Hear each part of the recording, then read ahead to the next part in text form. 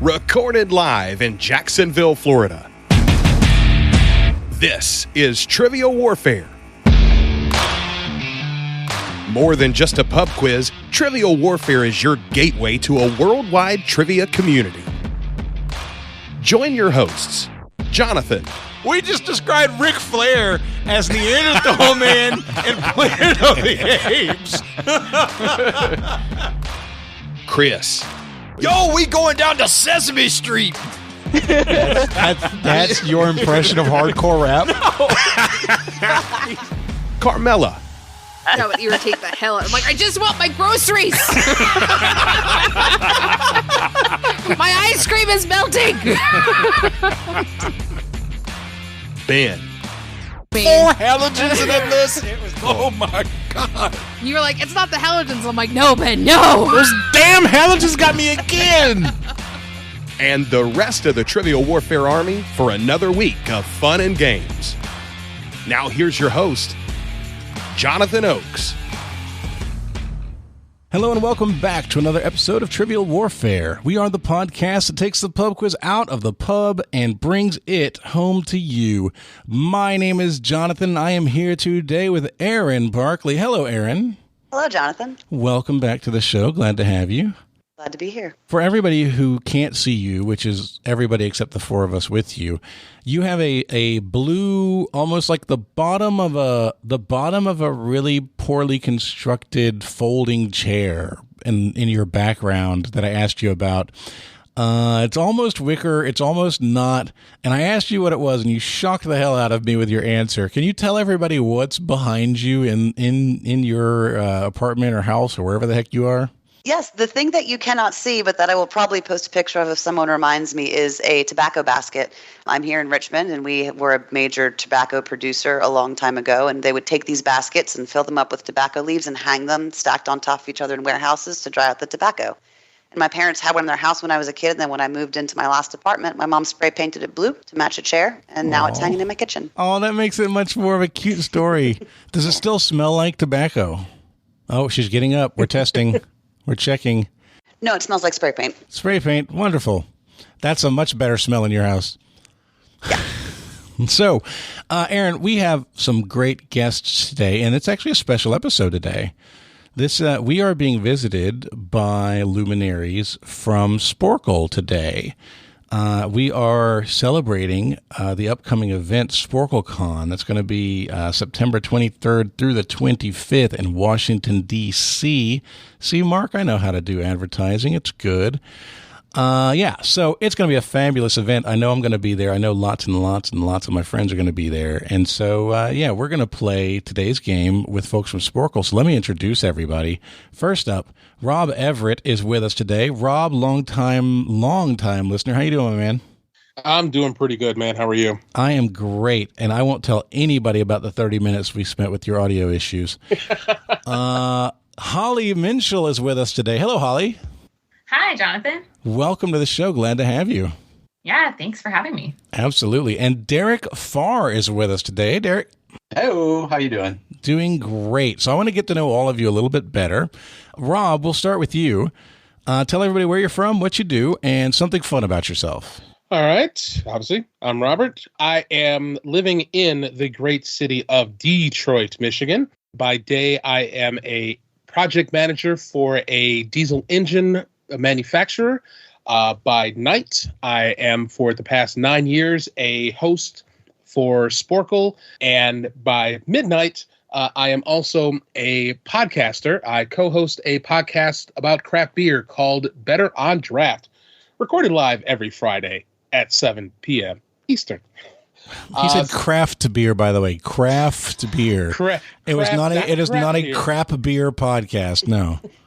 Not a crap beer podcast. Hey, we're in advertising now, or articles being that we're in the top 9 of the craft beer podcast to listen to. Hell yeah, bro! I'm taking that. Love that. Something fun about myself, pretty much. I guess for me, most people don't realize that I am a absolutely huge anime fan. I've been watching anime since like back in the 80s. The first movie seeing was Akira. And still to this day, I do not know what the hell that movie's about. but it was enough for me to really get into the anime scene. And I've got 3 kids now that really get into it. So it's really awesome to be able to share anime with them and show them the old stuff, because they're getting too close to the new stuff right now. I got to show them the old school. Very, very cool. So what's your, in 5 words or less, since you came from the old school, what's your opinion of Studio Ghibli? 5 words or less. Very environmentally oriented and beautiful. Oh, that was well done. Man, I should make everybody do things in 5 words or less. It didn't take long, and you killed it. All right, well, dude, we're glad you're here. Thanks for joining us. Thank you. Holly, tell everybody where you're from, what you do, and something fun about yourself. I'm Holly. I am a product manager at Sporcle. I've been with Sporcle since I graduated college. And something fun about myself, I played softball all growing up and ended up, after graduating college, coaching at my alma mater, and only quit because of having a baby. So lots of softball has been in my past. Very cool. You grew your own little softball for a little while, but then he turned into a basketball eventually, I imagine. Oh, yes. He's definitely a sports fan already, I can tell. What does a product manager at Sporcle do? What kind of products do you, how do you break up into products with that line of business there? Yeah, I mean, I think Sporcle being a little on the smaller side, I get to do lots of fun different things. So right now we're in the middle of a full site redesign that's been going on for quite some time. And I've been very involved with that and just working with design to make sure the things that we want are represented in the new site. But then also creating new products and features on the website, in particular, mobile apps, helping out with SporcleCon, or things like that here and there. Features in the past that I've helped with are, making a playlist of all your favorite quizzes on the site, or revamping our search so you can find different things, not just quizzes, but find group threads or other users. So that's just a couple of the things I've been involved in the past almost decade. That's very, very cool. I have a much better understanding now when you say product manager, what you're saying now. So that's super helpful. Thank you. Yeah. All right. And Derek Pharr. Derek, tell everybody where you're from, what you do, and something fun about yourself. I'm Derek Pharr. Like Holly, I'm in Seattle, Washington, and I'm head of product at Sporcle. So I work very closely with Holly on a lot of the fun things we do. Did she give a good answer to the question about the product? If you're the head of product, you would be the one to judge it, right? I have no idea what we do, honestly. You didn't even listen to her. He wasn't listening, Holly. I'm like, because Holly does everything, and I get to hire great people like Holly to do all the things. So, that's the best part of my job, is just getting out of Holly's way is basically what I'm trying to do every day. Like Rob, I'm a big fan of the anime, not so much the old school, but definitely the new school. New family of Spy Family, or new episode of Spy Family dropped tonight. So. But probably my fun fact is I coached Ultimate Frisbee for a long time. We're an Ultimate Frisbee family. In fact, Erin, we're going to be in Richmond this next weekend for the high school nationals. So I don't think I'll get a chance to come and actually see your blue tobacco thing. Tobacco basket. Although that'd be wildly creepy if I just knocked on your door and I'm like, "Hey, it's me. Remember we met virtually." But I'm going to be in Richmond for a few days, and I'm a Seattle person, where it is currently a lovely 65 degrees, and my understanding is Richmond, Virginia is 1,000 degrees. So I'm bracing for heat, but it should be should be a good time. It's actually in the 70s today. It's beautiful here, but yes, it will be a 90-degree hellscape swamp when you're here, probably. But if you're here on a Thursday, you should come check out my trivia game. That's a good point. Yeah. Castleberg Brewery. Castleberg Brewery, making a note. Excellent. So, Derek and Holly, as you heard, are representing Sporcle as on the product team, and they're going to be a team together. I picked Rob. I like Rob, and so I enjoy when he comes on the show anyway, but it's you know what? It'd be really fun if I pick somebody else that I know works at Sporcle to combat Sporcle's team that they're bringing on the show. And if I was being mean about it, I would have reached out to Jason Sterlocki. And Jason and I are friends, and so I thought about it. I was like, no, that ain't right. That ain't right. Don't do that. He beats on us enough at work trivia anyways. So it would be no different. And then And Derek, it's worth noting that Holly and I are on the product team, not the content team. So Jason beats the crap out of us all the time. you are the sacrificial lambs, I see. Oh, Mark. All of us. So we're going to have a great show today, and I want to get it kicked off with Warm It Up, Chris. It's time to warm it up on Trivial Warfare today. And there's only one person who can warm it up for the TWA, and that's Chris. And sometimes Jonathan. And Erin is going to play the part of Chris today, even though you have way more hair. Way more hair. Exponentially more. Yes. So today's Warm It Up, Chris. I have in front of me a list of the Android operating systems that were named after food. So you guys may be aware that for a while, Android named their operating systems after tasty treats. Every successive release started with a consecutive letter of the alphabet. I have here letters C through P, as in Papa, which is all that they released. You guys are going to try to name them. We are going to start with Holly. So I'm trying to give you a C Android operating system. No, any number. You don't have to do it in order. Oh, any of them that you know. That implies that I know one. So this is going to be a fun round. Donut. Donut is the D. You got one. Hooray. I only said that because yesterday was National Donut Day. So. It was. All right. Rob, what about you? Eclair. Eclair was the E. Derek. Oh, man. Rob. Seriously, dude. I may be the only one in here who has an Android. I don't know. I do. Okay, I'm going to go ice cream. Ice Yep, cream. a little bit more. Ice cream what? Oh, gosh. Ice cream sundae? Close. Not technically on the list. Jonathan, help him out.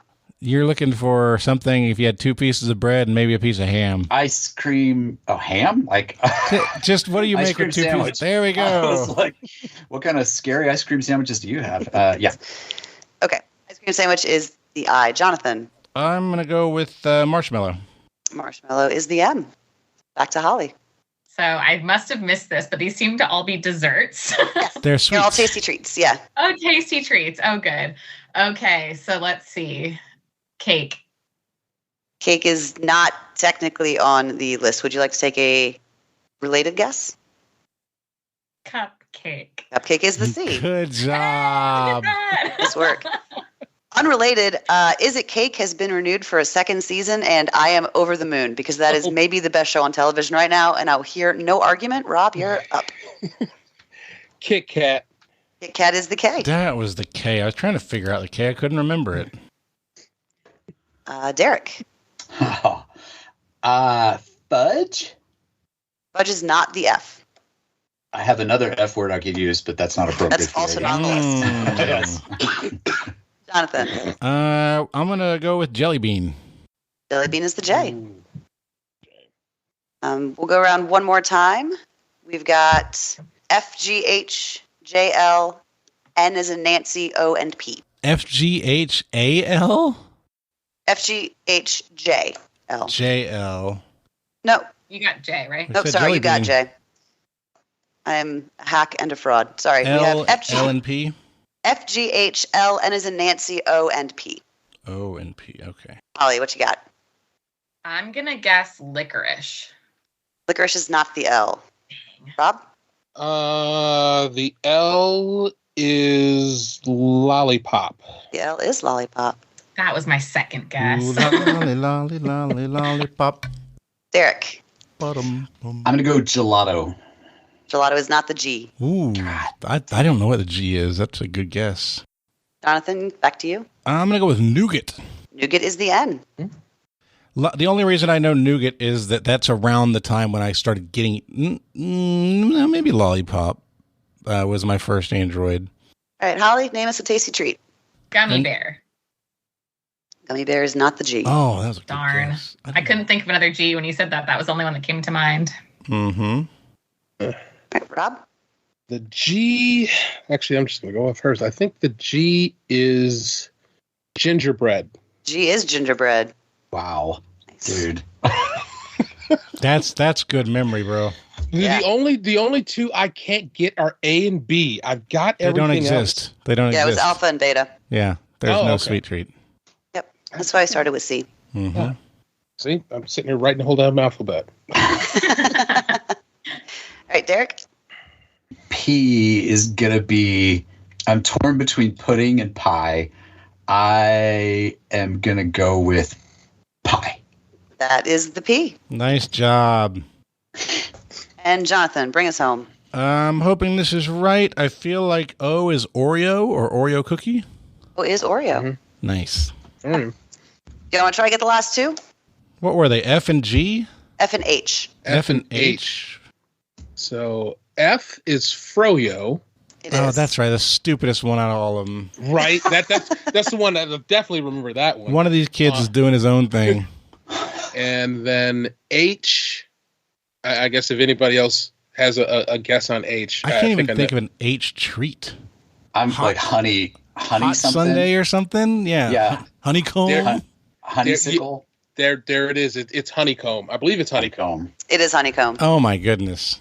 Nice job. I don't know Wow, how we that's closed a out the list. Nice job, y'all. Hey, this doesn't bode well, Holly. It doesn't bode well at all. It does not. And Oh. also, it's almost lunchtime, and now I'm hungry. So Mm, that was good. that's Good a way to start mistake. things off. My apologies.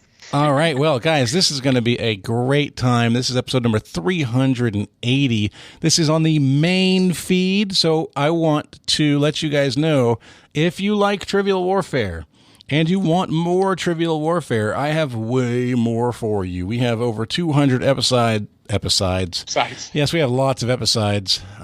They go with our Epimain dishes. We have over 200 episodes in the archives that you can only get by being a patron of Trivial Warfare. To do that, you need to go to trivialwarfarearmy.com. That's trivialwarfarearmy.com. Sign up as a sergeant or higher. That's $5 a month, and you will get access to every show. $10 a month gets you access to the After Dark episodes that are only available at that tier, and also puts you in the pool to start accumulating time towards becoming a guest on the show. So if you want more of it, or if you want to come on it, go to trivialwarfarearmy.com.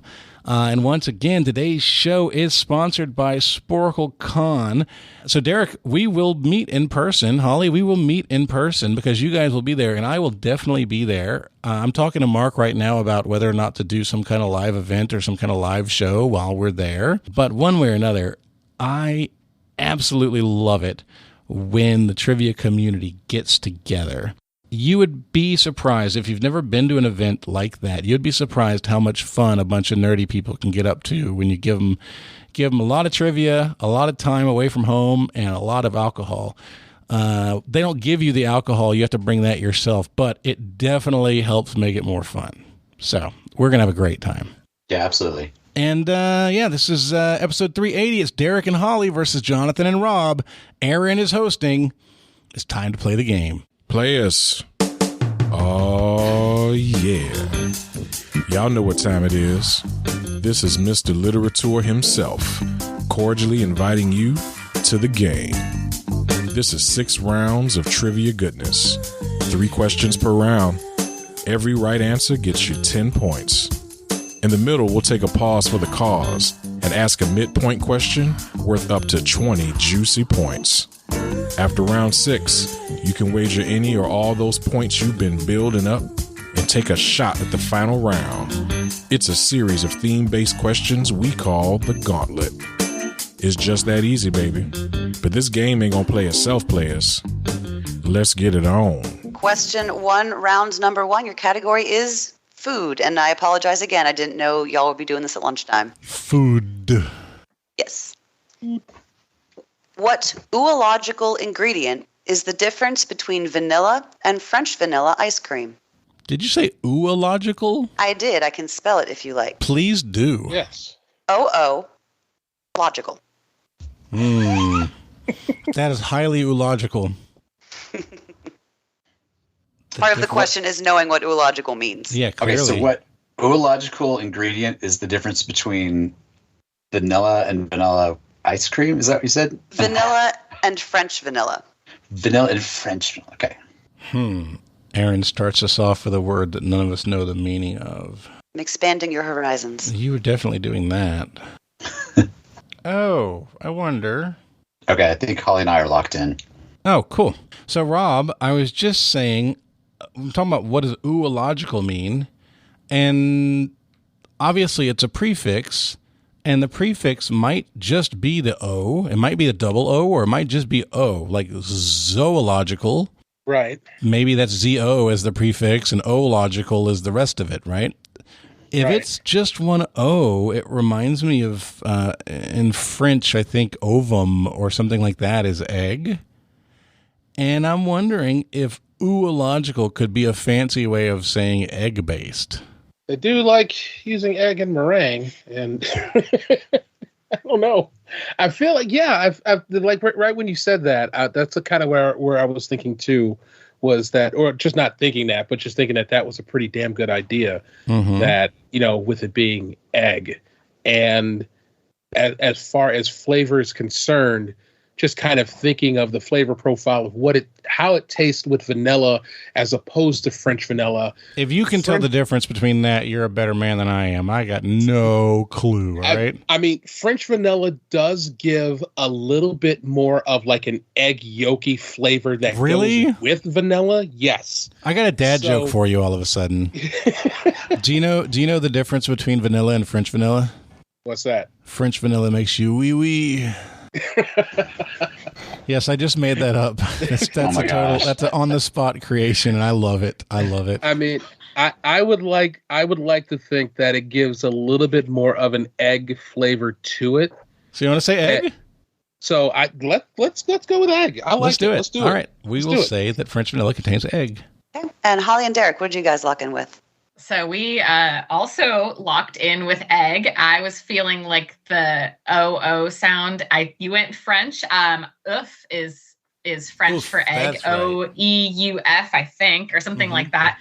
But the real reason I thought of egg is because I think French vanilla is kind of more of a yellowy, custardy color. And I don't know much about if this is accurate or not, but it feels like one that I don't like as much. And I'm going to say that's because it maybe is a little eggy. So I know it's kind of a more yellow color compared to your regular like vanilla bean. It's more white. So we also went with egg. You guys use similar logic, get to the same place, and it's good that you did because the answer is eggs. How about that? I didn't think either of us was going to get that. When you whipped out the word oological, I was panicking, but writing it down did help for some reason. So. Good. Round 1, question 2, category is product placement. As the legend goes, the inventor of what piece of furniture was motivated by his desire to woo a famous opera singer at his home? Social stigma at the time forbade a woman from entering the man's bedroom, so he made every room a potential bedroom. Yeah, that's same concept, but I think that is more specific. You know what I mean? Yeah. There's a lot of specificity in that. I like that. All right, let's go ahead and lock that in. Yeah, the whole how can you make a bed anywhere, which I am here for, not to lie. I mean, I carry one in my back pocket, but that's just because I like taking naps. Yes. So I think we're like a couch that looks like a bed. Holly, where's your head at? Yeah, I'm definitely thinking there's a furniture piece that looks like a half bed with like the side that's more of a like armchair couch, and I just don't know what it's called. The first thing that popped into my head was a chase lounge. I don't know why that's a thing that would pop into my head, but it's like a day bed or a futon or something like that. Yeah, chase lounge, fainting couch, right? So I think I don't know if that's like, I have a vivid picture of what it is. I just don't know if that's exactly what it's called. I think it is. I'm inclined to go with chase lounge, and we can ride or die the chase lounge. That's I think. I like it. I like that. Just all in. Let's do it. Okay, they are riding or dying chase lounge. Rob and Jonathan, what are you guys getting into over there? It is nerve-wracking, isn't it, Rob? Because it's like, yeah, it could be like your first thought was a sofa bed, and I definitely thought like trundle beds and chase lounges and that kind of stuff. But they couldn't really be in every room. Only so many rooms would you put a sofa. And that's what took us to our answer. What if every wall could be a bed? And so we took the guess of a Murphy bed, which is one of those doodads that it carves into a cut in the wall and you just pull it down and it becomes a bedroom. It is one of the examples of a word where the trademark has become synonymous with the thing. It is a Murphy bed. There we go. Oh, yeah. Good job. I want to see the Murphy bed in your bathroom. It's very small. That's a Murphy toilet. It spills every time. Oh, my God. What a mess. I mean, as long as it doesn't come out like an Eddie Murphy bed where you bring it down. You pull it down. Fantastic times made it. Round 1, question 3 comes to us from Clint Givens, which I appreciate. Thank you, Clint. By the way, before you ask the question, why don't you tell people where they can send you questions? Oh, yeah. If you have a question you want me to ask, you can send it to me at Erin@trivialwarfare.com. That's Erin spelled ERIN. And Trivial Warfare with an L. So if you send it to Trivial Warfare, you're not getting it anywhere. Correct. It might go somewhere, but I will never see it. It'll just go straight to hell.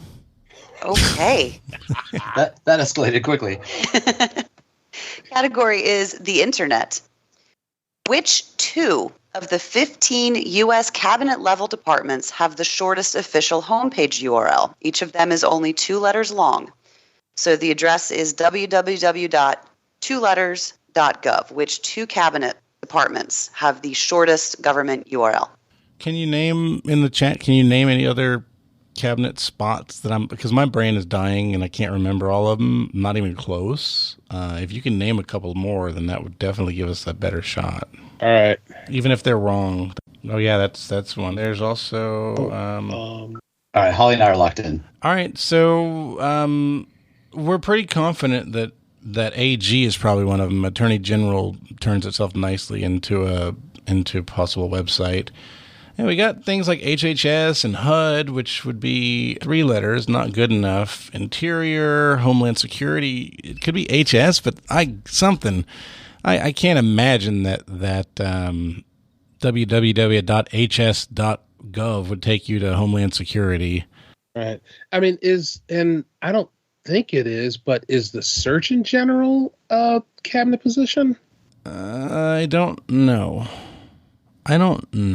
Out of the stuff that we've named, I don't like any of them, but I guess HS is the only one that at least has some logic behind it. Otherwise, we're just shortening one word. Yeah. To 2 letters, and that doesn't make sense. So do you want to go Attorney General and Homeland Security? Yeah, let's do that. I can't think of any other ones. All right. Those are our guesses. Attorney General and Homeland Security. All right. Holly and Derek, what'd you guys lock in with? We feel pretty good, I think, about the VA, so Veteran Affairs. And we landed on state, like ST for state. So VA and ST. But after hearing feeling good about after hearing Jonathan go, I'm like, oh, that might not be the best thing. But VA, I think, feels right. I got a small, tiny scholarship from the local VA like 100 years ago when I went to college. So that's in my brain somewhere. But yeah, we went VA and state, and may God have mercy on our soul. So the State Department is state.gov. The Department of Homeland Security is DHS.gov. Mm-hmm. And they didn't have to put the D. They could have left the D off. They just like the D. You're right. I'll grab the flagpole. Attorney General is justice.gov. Veterans Affairs is va.gov. And the other one was education. That's ed.gov. I talked us out of that. I thought that was edu. Which is reasonable. I don't understand why it's ed, but who knows? Well, you know, it's because edu looks like a suffix. That's true. edu.gov. www.edu.gov. It's like, wait a minute, is this .edu or is this .gov? No one puts URLs into search bars anyway. Everyone just Googles everything. So I don't really know why it matters. But anyway. Speak for your own generation. I will.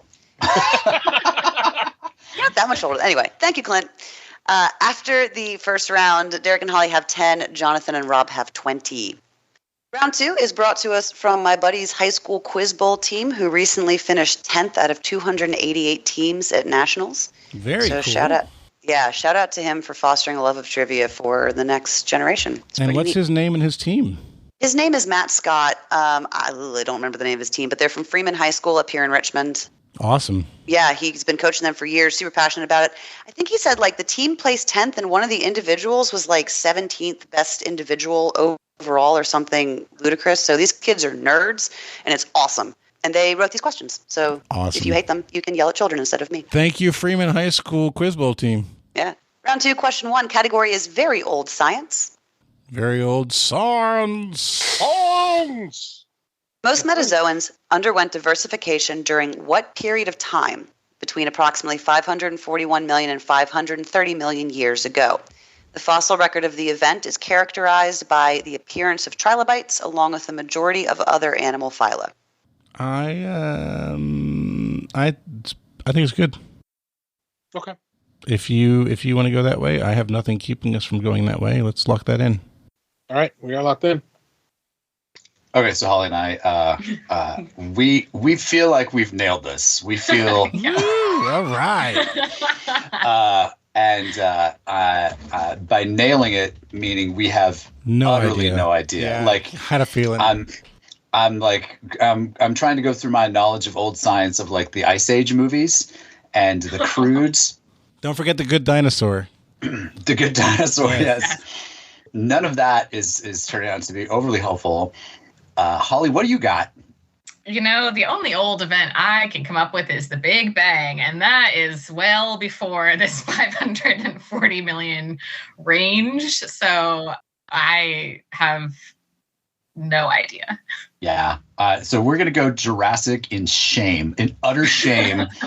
We're going to say Jurassic, knowing full well that's not right, but it's better than anything else.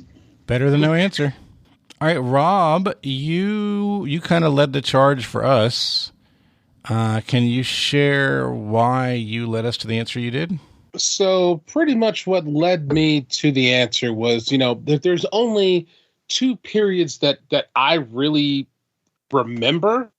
I mean, as you were putting up the messages, I started to remember about the Cenozoic and the Triassic.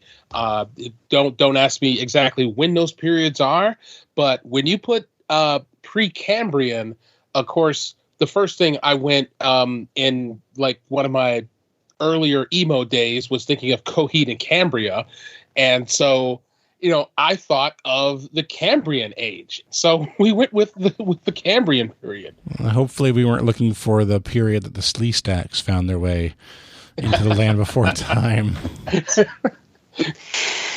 Okay, you guys have put me in an interesting spot, and the reason is, and I don't know if you saw me almost stroking out trying to answer Jonathan's question, I was trying to avoid using the word explosive to describe the growth, because the answer I was looking for was the Cambrian explosion. The Cambrian age was a much larger period, but given the way the question was worded, I'm going to give it to you, but I just want to let you know that I don't have to. So you want us to be thankful? Yes. I mean, Thank you, Erin. We appreciate you, Erin, for being a generous God. I am benevolent. I'm less thankful, personally. Well, right, but you guys named a movie, so.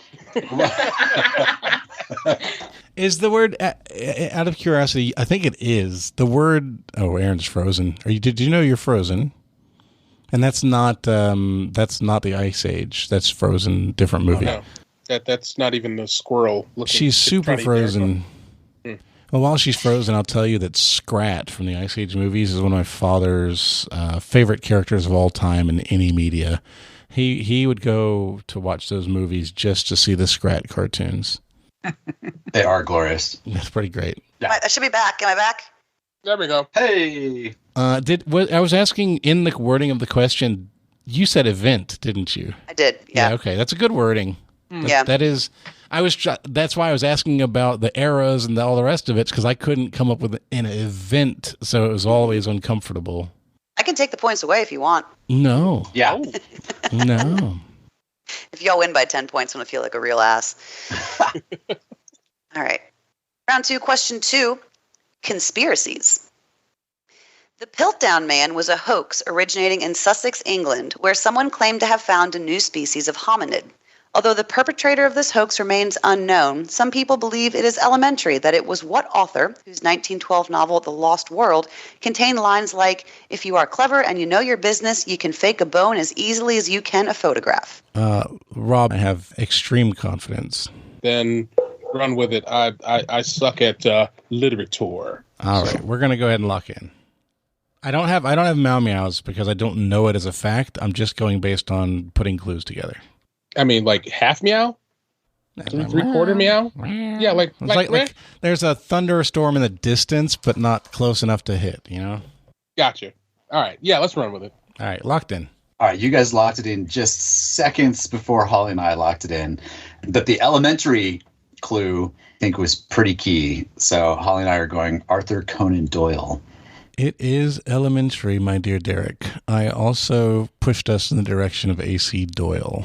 And that is correct. I'm glad I gave you guys the hint.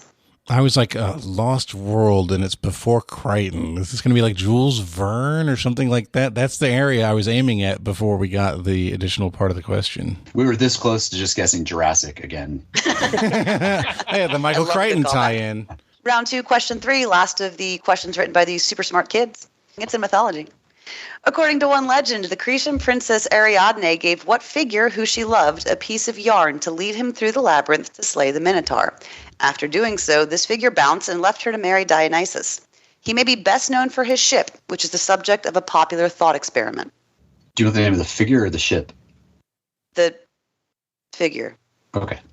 I'm like 90% on that, Rob. All right, let's do it. All right, we can lock in. This is tough. Mythology is not my strong suit in any way, but I have one tickle in my brain of the Minotaur and Theseus, I think is his name, or Theseo, something along those lines. Derek maybe can help me out here, but... Yeah, I immediately went deep into my Percy Jackson knowledge. Oh, yes, way more. That's the best way to study mythology. Yes, and so I right away went to Jason. Like Jason was one of the demigods in the whole like second story, and was very confident of that until Holly said Theseus, and the Ariadne's thread and the string and all that. Ariadne's also interesting because she's the name of the Elliot Page's character in Inception, and there's like a whole kind of tie in there. Anyway, I feel like Holly's right. I feel like it's Theseus. If it's Jason, Holly and I are going to have some strong words at work on Monday, but I feel like it's Theseus. So Holly, what do you think?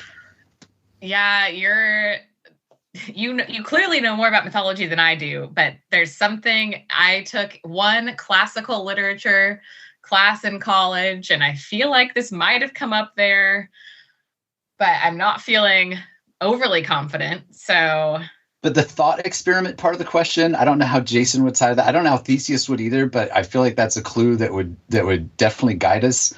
But I feel like it guides us closer to Theseus than Jason, because Jason, like, I don't know. Yeah, that part of the clue went over my head, but I'll let you make the decision. Okay, gosh. We're going to go with Theseus. Okay. So, yeah, I do like mythology. When I went to college straight out of high school, I went to Mississippi State, and after 3 semesters, I left so they wouldn't kick me out. After the first semester, I went on probation. After my second semester, I lost my scholarship, and then I spent one more. I only went to 2 classes regularly in those 3 semesters, which explains why I did very poorly. But I loved 2 things. I loved the classical music class because the test was only going to be, here's a CD, I'm going to play 10-second clips of 50 songs, name the artist in the song from the 10-second clip. It's trivia night. And I freaking aced it. I got 100, and that was the whole grade. So I only had to go to class the first day and the last day. It was awesome. The other class that I attended every time was mythology, because I freaking love all things mythology. And that, for me, Minotaur equaled Theseus pretty quickly. I always get Theseus and Perseus mixed up because Perseus is in lots of other things that are similar. But Perseus is Kraken, Theseus is Minotaur, and just this weekend, Nick Groves was talking to me about the ship of Theseus, which is the thought experiment. And the thought experiment is simply, if you replace all of the parts of a ship one piece at a time over time, after all of the pieces have been replaced, is it still the same ship? That's the thought experiment, and I believe it's called the ship of Theseus. So we said Theseus. So when you use my color commentary and giving your answer, there's not a lot left for me to do. So that's cool. Yeah, it is Theseus. I will also add Percy Jackson, no shade, but if you really want to learn mythology, there's this video game called Hades. Came out about 4 years ago, and you play as Zagreus, the son of Hades. It's a dungeon crawler. You're trying to escape the underworld, and you're being aided by Olympian gods. It is clever. It is funny. The gameplay is excellent. It's available for all these platforms. There's music, like there's original music in it that I have on my playlist. It is excellent. So check it out. It was the first video game to ever win a Hugo Award. Like I think they created the category to give this an award. Yeah. Wow. Well, I'm going to check that out then. I would definitely have to check that out, because as far as my mythology knowledge, mine always goes to God of War. And then there's always somebody else that I have that is the Percy Jackson side that just kind of covers everything. Well, it's more the Rick Riordan side. If it's just Percy, then you're limited. But if you get into the Greek, into the Roman, into the rest of it, it broadens it. There you go. Okay. Helpful for trivia. Yeah. After 2 rounds, Derek and Holly have 30. Jonathan and Rob have 50. Still anybody's game. Round 3, question 1 comes to us from Rob Warman. Thank you, Rob. Thank you, Rob. That's Rob Warman. Oh, is it? Oh, yes. It was not clear from his email. No, he didn't spell it with all the O's. There's supposed to be like 3 dashes in that name. Category is household sciences. Science.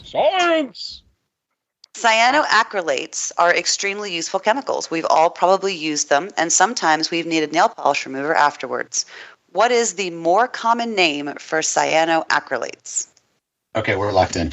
Okay, so Rob, this isn't something that I have any real knowledge of, just as a starting point, right? Right. You start with the basics. You use nail polish remover to remove nail polish. Nail polish is a type of paint based on like acrylics. Cyanoacrylates has the word acrylic right in it, so that feels like it's not nothing. Turpentine is a type of thing that you use to remove nail polish sometimes, or can use to remove nail polish. And turpentine's also used to remove paint. Acrylic paint is a thing. So I guess all those things tied together leave me thinking that paint might be the only real answer that I have that makes any sense. I mean, is there anything like this? If you think about what you put on nails or anything else, you're definitely brushing something on, right? We're talking about some kind of liquid. Like the thing that keeps popping in my head is super glue. And super glue. But I'm like, do you use paint thinner or nail polish remover to remove super glue? It doesn't sound fictional. That sounds reasonable. I mean, because like if you get, and let's just say we've all been kids, and usually not the smartest thing to do is to be doing things like trying to super glue your glasses back together and getting super glue on your hands. The only thing I could think of that really helped get that off was like nail polish remover. Could it just be glue? I'm not sure necessarily just glue. Like when I hear glue, I think of like Elmer's. And hell, as a kid, to get glue off, you just ate that. Maybe you. Yeah. So I'm thinking glue. If it's glue, then she can ask for more information if it's not right. But if you say super glue and the answer is bigger than that or is less specific than that, then I don't want to negate our answer by being too specific. Right. You know what I mean? Yeah. So if you want to say glue, I'm good with that. Alternative is paint, so it's not like we have good answers to choose from here. Right. I think in the interest of time, let's try glue and see what happens. I tried it once, not much. Yeah, right. Can I have some more information? All right, we're going to say super glue. I will say super glue. All right, Derek and Holly? We were going to go with Jurassic. No, so we definitely got stuck on the cyanoclica, and we were wondering, is blue in the mix? And I was thinking that too. Blue something? That's the only thing. I could only think of blue household products. I couldn't think of anything else. So Derek. Oh no. So I went kind of a similar road down, Jonathan, of like, what do you use it for? But then I'm really angry with Rob because when I thought of the only time in my life I've actually used nail polish remover, it was to unstick my fingers for reasons I won't go into. But that's the only time because I bite my nails. I don't have nails. So I've used super glue to unstick my fingers, or super glue. I've used a nail polish remover to unstick my fingers, and I was very happy and proud until Rob had the same journey, and now I'm just sad and disappointed. You're just another guy who maybe got the right answer. Yeah. Which could also be called super blue, which there's a cyan, so it all comes together. Oh, there we go. Yes, that makes me feel better with my one contribution here. My only other guess is it's to take the blue chemicals off of your Smurfs, but that feels pretty esoteric, so we're gonna go super glue. Yeah, they wouldn't taste as they wouldn't be as tasty for Gargamel if that happened. Azrael would reject them. No.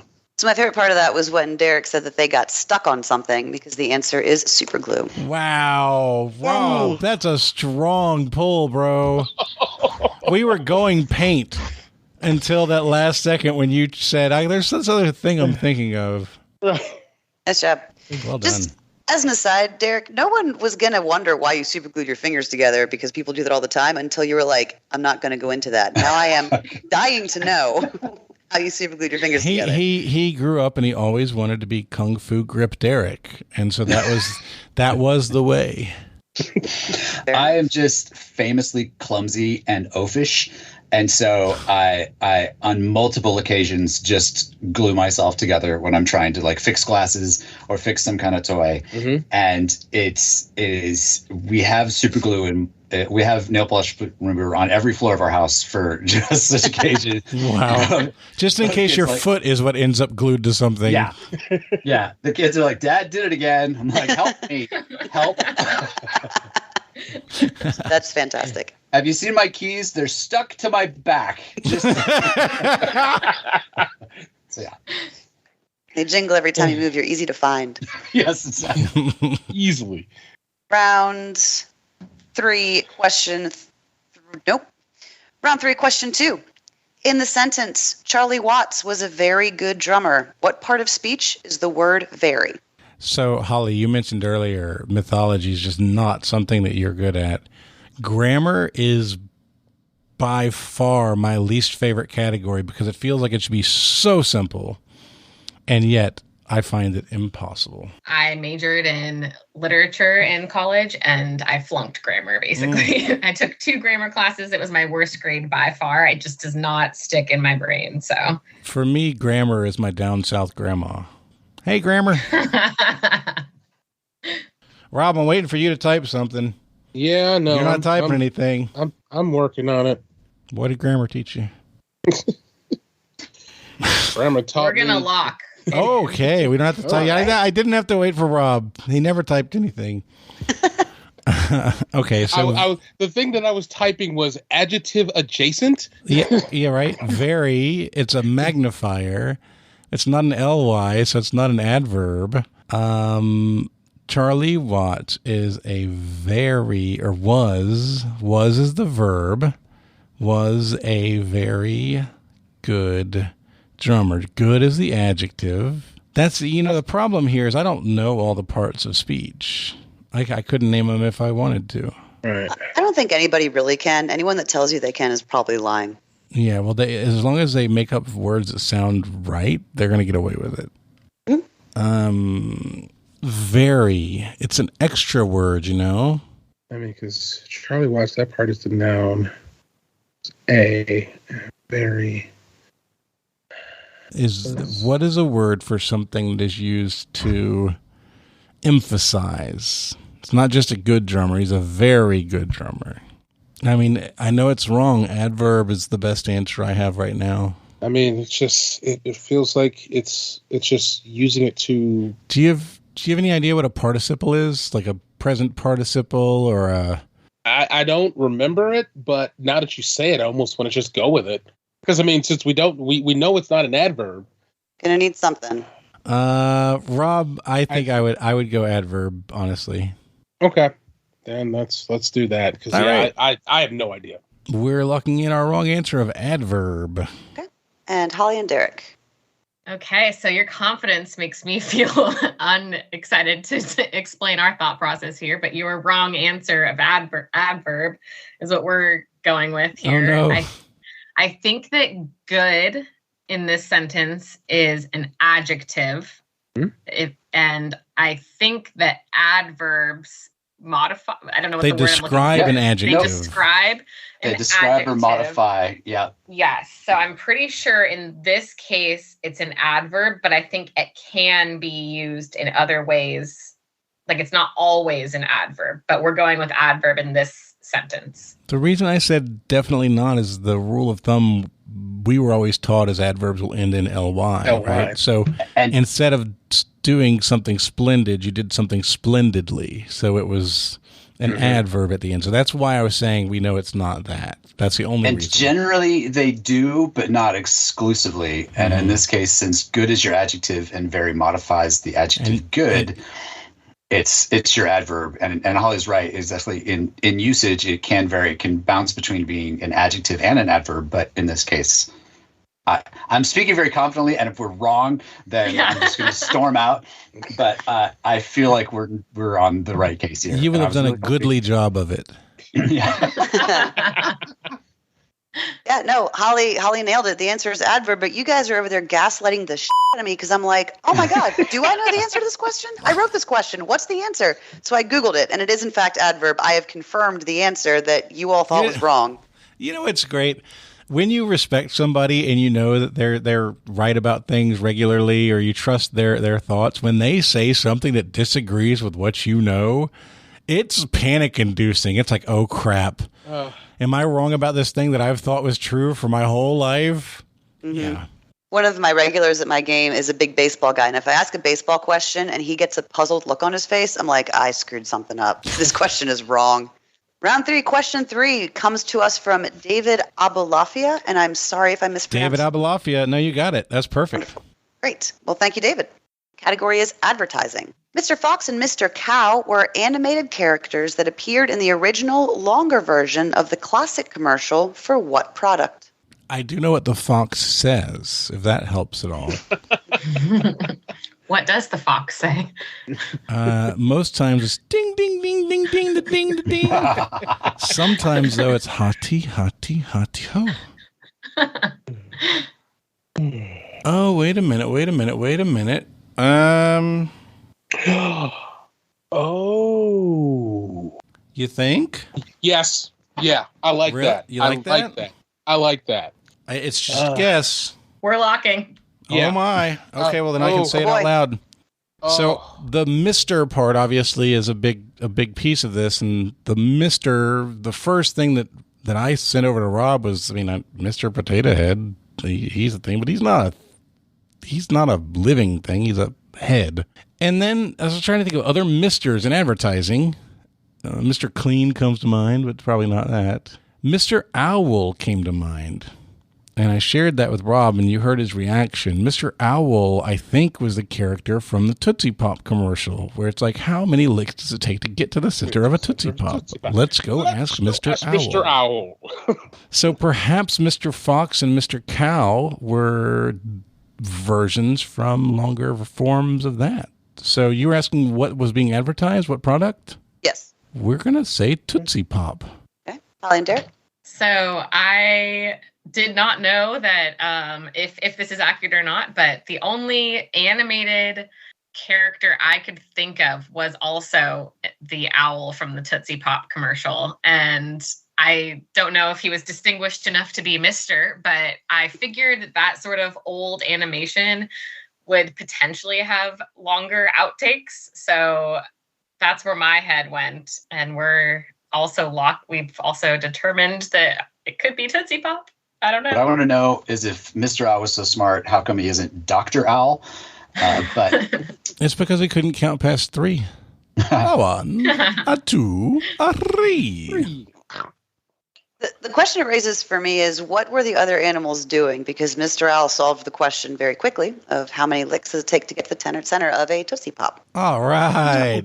The fox, you got to assume the fox is trying to steal it, right? So he's not licking. He's trying to steal it. And the cow, I don't know, maybe the cow just sits there and chews it and chews it and chews it. Maybe he's on the Tootsie part. I don't know. Never trust a ruminant. Never trust a ruminant for your advertising. The world may never know. Round 3 was perfect across the board. Derek and Holly sitting at 60, Jonathan and Rob sitting at 80, bringing us to the midpoint. Today's midpoint, I'm going to give you 4 one-star book reviews. You're going to name the book. I'll give you the year the book was published and the one-star review. You're just going to name the book. I'm going to read them all first, then I will send them to you in the chat. There are 4 for 5 juicy points each. 1. Published in 1922. I bought this for my ancient classics course, but it's not about Greece at all. It's just a really, really long day in Ireland. There's no Greeks at all. 2. 1951. Some cynical teen has a great time in New York, but just kidding, he has a terrible time. The phoniest part of this is that people claim to like it. 3. 1955. I know this book is 65 years old, but why do we keep holding it up as a classic when it's all about a creepy old man who's obsessed with a child and can't even be bothered to give himself a fake first and last name? And number 4, 1958. Someone misshelved this in the self-help section. I do feel like I have a better understanding of the damage done by European colonialism in late 19th century Africa, but my marriage is still a mess. Okay. Well, one of those came fast. The others were more pleasing to their partners. Oh my gosh. Yeah, Holly, that's what I got those mixed up. I would love for you to talk about that one. Giving you all about 30 seconds. That's what I got for us, Rob. All right. Apologies for being not good. All right, I'm even worse. All right, Erin, we're locked in. Okay, Derek and Holly, you want to talk us through what y'all are doing? Yeah, I think we feel pretty good about B. Probably pretty good about A, despite me getting utterly confused. I actually really like our guess for D. So for D, I was stuck on the self-help section, but both Holly and I came independently to Things Fall Apart by Chinua Achebe. I kind of screwed up the last name there, but I had to read that in college, and that feels like required classic reading from African literature. So we wanted to go with that for D. So Holly, why don't you speak through 1 and how we got there? We got there by you suggesting the Odyssey and me saying that was written in 1922. That sounds about right. Yes. Then thinking of Ulysses. So that sounds better. I think that's James Joyce, Irish. So we're going with Ulysses. And for the second one, it's definitely Catcher in the Rye. Phony was put there. And I will never forget having a student teacher when I read this in high school, and he kind of spittled as he would say the word phony. And if you read that book, it comes up like 400 times. So there was a lot of spit flying when he was reading passages of The Catcher in the Rye, which was amazing. And for C, I don't know, Derek, what do you got? This is we have no idea one. Yeah, we're really stuck on this one. I mean, for B, fun fact is I actually wrote that review. That's my 1-star review. For C, we don't like our answer, but we were going to go with To Kill a Mockingbird, the fake name thing with Boo Radley, but I don't feel like the year's right, and I don't know if it was creepy, but we don't have anything else, so we're going with To Kill a Mockingbird. So we're going to go with not the Odyssey. I did it again. Ulysses, Yes. Catcher in the Rye, To Kill a Mockingbird, and Things Fall Apart. All right. Makes you feel any better. I confused Darius Rucker and Rufus Wainwright in front of like 50 people a couple weeks ago. So brains are weird. What you got, Jonathan? Rufus Wainwright was the lead singer of Hootie and the Blowfish, I think. Everyone knows that. Rufus Jucker. So, yeah, the first one immediately we were on the same. That was the instigate for us. That's Ulysses for sure.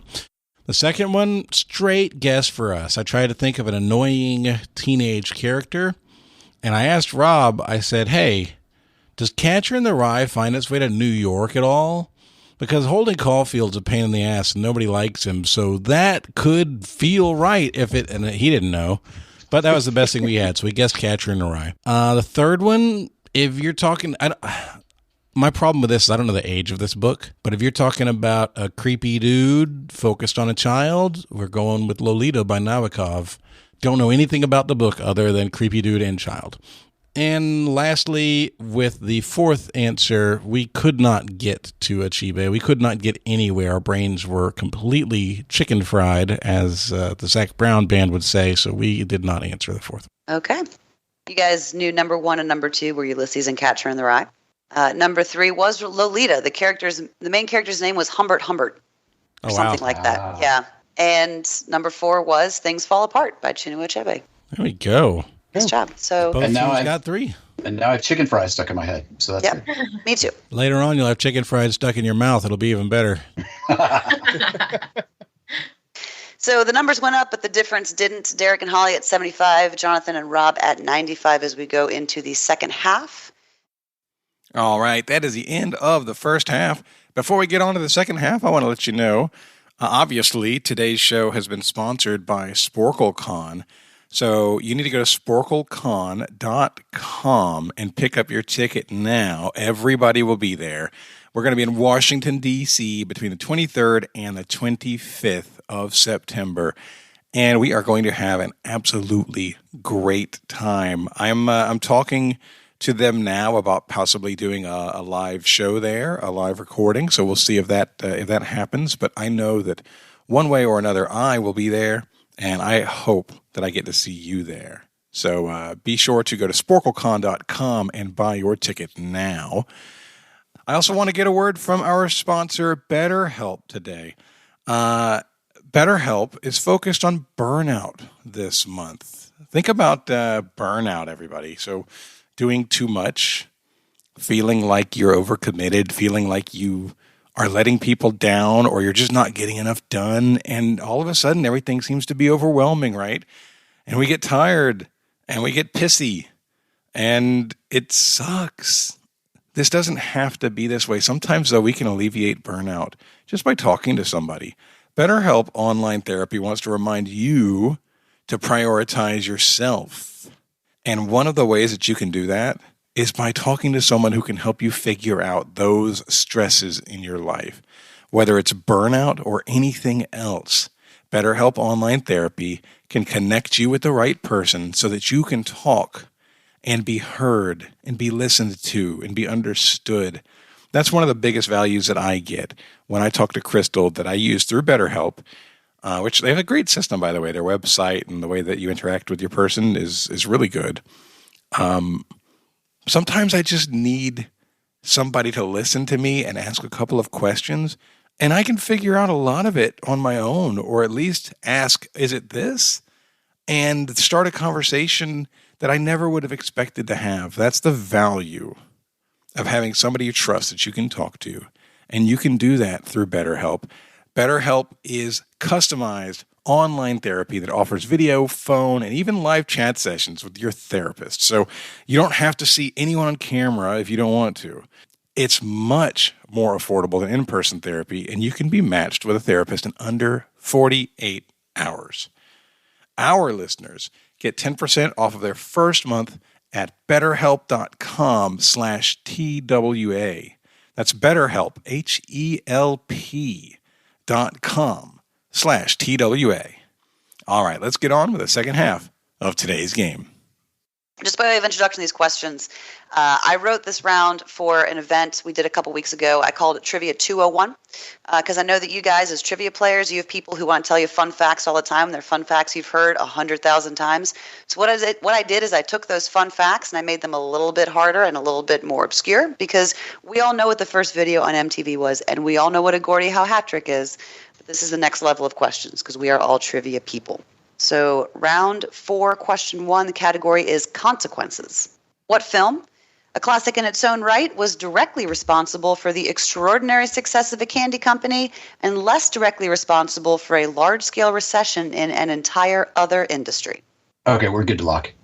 And Derek and Holly blocked. Yeah. So, Rob, I'm suggesting Willy Wonka and the Chocolate Factory. There is a Wonka brand candy out there. It probably post-dates the books, but probably predates the movies, if that makes sense. So it probably existed before the movies, but absolutely after the books. If there's another book that you can think of that focuses a key plot point or something along those lines, or movie, around a type of candy, I'm all ears. The next best thing I have is Forrest Gump and his box of chocolates, and I don't think it's that. Right. And I mean, other movies that I could even think about. Oh, wait a minute. Classic film in his own right, directly responsible for an extraordinary success of a candy company. Could that candy company be Reese's? Because they went nuts. Yeah. When Reese's Pieces. E.T. Reese's Pieces. Yeah. Because the only other thing I could think of, first I went to Goonies and I thought, Baby Ruth. And I just kind of went, and I was like, wait a minute. E.T., Reese's Pieces, Drew Barrymore, and people losing their crap over Reese's Pieces. That's great. Do you any idea about the recession in a different industry? Large recession, an entire other industry other than, I mean, no. Science takeovers of small towns has been reduced since then. People no longer buying cars because everyone thought they could buy a bike and it could fly. I definitely like E.T. and Reese's better than Willy Wonka, so I'm down with that. Okay. We're going to say E.T., the extraterrestrial. Okay. Holly, Derek, what did y'all say? We went Willy Wonka and the Chocolate Factory, so that's our guess. But now that Rob has said E.T., I'm upset because I think I know why it caused a large-scale recession in an entire other industry. So the Reese's Pieces would be for E.T. and the candy company. My guess is that the large-scale recession came from probably the video game industry because they printed up all those copies of the game. You're right. E.T. was the worst game. And filled landfills in Arizona or somewhere like that. So we guessed Willy Wonka, and I was like, I even slacked Holly. I was like, I think it's a trap. And but we couldn't think of any other candy related movie. We kind of went down the same, like, what else is candy prevalent? We didn't come to E.T., but so we incorrectly locked in Willy Wonka. I don't even know what I'm doing here, except yeah, I think they're all in a pit in New Mexico, but it might be in Arizona. The video game almost bankrupted Atari, and as a sort of direct consequence of that, the entire video game industry took a hit. The answer is E.T. Watching that light bulb go off, it's just one of the greatest joys of my life. So thank you for giving me that. So good. Okay, take a breath while I do round X question 2. Round 4, question 2. In the first ever video shown on MTV, there is a moment where what German composer can be seen playing a keyboard? He's probably better known for the work he did that has earned him 4 Grammys and 2 Oscars, including the Oscar he took home in 2022. Category is cameos. I'm going to mute myself on Skype so I can send a voice clip to Robert. Dun, dun, dun, dun, dun, dun. Dun, dun, dun, dun, dun. Holly and I are locked in. Yes. All right. So, Rob, if we just say go with somebody who you really think is German, then Hans Zimmer would be good, right? Yeah. The reason I'm saying Vangelis is that I know that he's a multi-time award winner in that era. There's another one that I think was Italian. Marconi's not the right name, but there's like a Inconi or something like that. And I'm trying to think of who won in 2022. And that's where I kind of get stuck on Zimmer, because I feel like he hasn't won a whole hell of a lot. The Oscar in 2022. Right, an Oscar. And like Oscar for music, composed music in any year. It's like, if it's not John Williams or Harry Gregson Williams, like who the hell else is it? And Well, Zimmer, Vangelis, and Danny Elfman. Right, and I'm just stuck on Zimmer. Probably better. 2022. What Oscar? Either best song or best score. I don't know which of the Oscars it is, but the best song in 2022 was the Dos Oruguitas by from Encanto, I thought.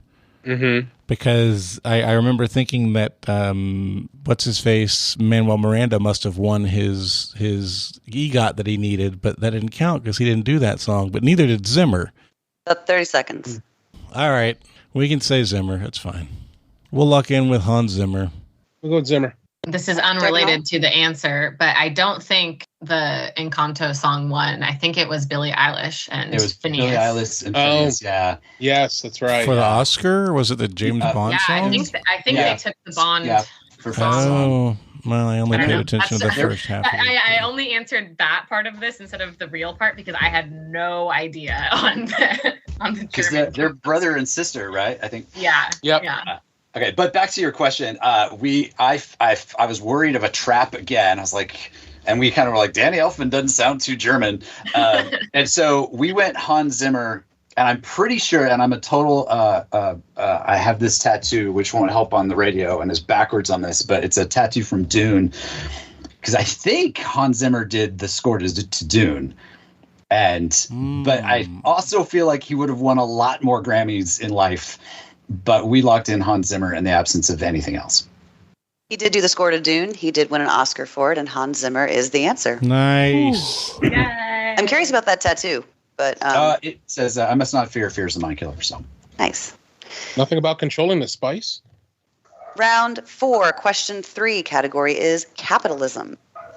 Everybody, if you're wondering whose dogs those are, they're Derek's. What kind of dogs are they? People will be more appreciative if they know. Oh yeah, I have one dog, Roxy. She is kind of part Dachshund, part something else. Mm-hmm. I think Hellhound. Yes. And then my other dog, Sherlock, which was very fitting for the other question, is part Red Heeler and part Laponian Herder, which is a Finnish sheepdog.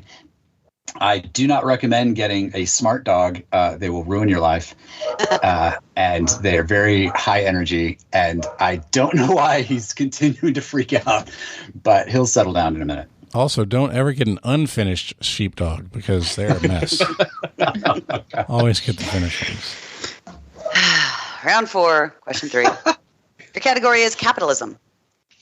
In spite of potential repercussions from their government, what company was the first to give an African-American athlete a sponsorship? People have speculated this may have been just another move in a decades-long family feud, but regardless of the motive, it launched the brand to international prominence. I'm not typing the right person. Yes, Rob, that's exactly what I was thinking. Erin, just for clarification, when we say the first to give an African-American athlete a sponsorship, do you mean the first in their country or the first ever? I believe it was the first ever. Okay. I've got about 90 seconds before I need something. All right, let's answer. Let's just lock in our wrong answer. Would you rather do that? Or, yeah, I mean, that one's the one we know is a family feud. All right, no. Do you want that one or the other one? Take your pick. Let's go with the last one we were talking about. All right, we'll lock in.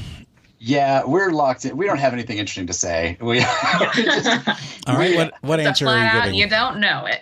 We were torn on like who the athlete could be. We went down like a Jesse Owens route, Jackie Robinson, and we were just really kind of stuck. The family and like a feud. We were thinking maybe the Ford Motor Company, but we also thought if we tried to play some strategery, that if it was Ford, maybe Rob would know that right away from me since he's from Detroit. So ultimately, we locked in with Gatorade as a Hail Mary, and that's what we're going with. Right. Rob and Jonathan. For us, one of the pain points was figuring out when would this be? Is way before the 80s, is before the 70s. And then why would they get in trouble with their government?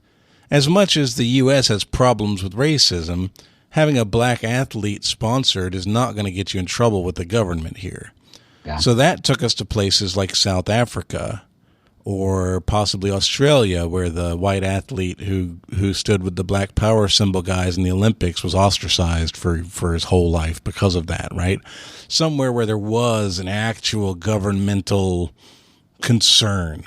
But we couldn't come up with any brands from South Africa as much as we wanted to. So we leaned back on the Family Feud part of the question. We know the famous Family Feud in shoes is between Adidas and Puma. Because of the brothers with their father, Adi Dassler.